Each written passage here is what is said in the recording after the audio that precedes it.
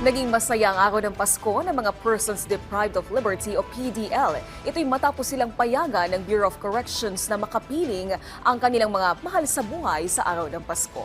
Si Earl Tobias ng IBC sa Balitang Pambansa. Dahil sa diwa ng Pasko, pinayagan muna ng Bureau of Corrections ang mga kapwa nating Pilipinong nasa kulungan para makasama ng matagal-tagal ang kanilang mga kaanak ngayong holiday season. Paliwanag ni Bucor Director General Gregorio Catapang Jr.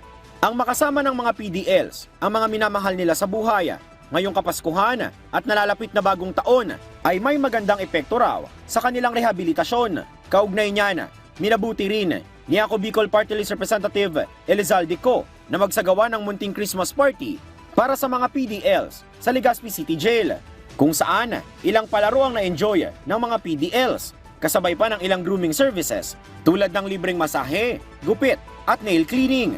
Tumanggap din sila ng grocery package, laman ang kanilang pangunahing pangangailangan.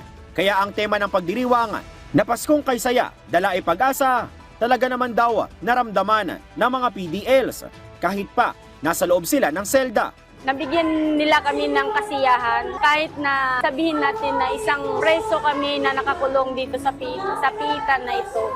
Pero may karapatan din pala kami sumaya. Inisip ko ngayong darating na Pasko, yung gusto kong makasama ko yung mama at papa ko. Kasi kung ilang taon na akong nandito, kung ilang taon na akong nakatira dito sa pasilidad na ito, yun din yung taon na hindi nila ako kinakausap.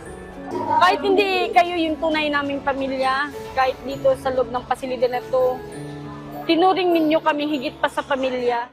Sa kabilang banda, ilang mga kababayan naman natin ang sinalubong ang isang maulang Pasko dahil sa shear line. Dahil dyan, minabuti rin ni Santa Rosa Laguna Representative Dan Fernandez na libutin ang kanyang lalawigan at magpaabot ng tulong sa mga naapektuhang kabahayan para kahit papano'y makapagdiwang pa rin sila ng Pasko. Mula sa IBC 13, ako si Earl Tobias para sa Balitang Pambansa.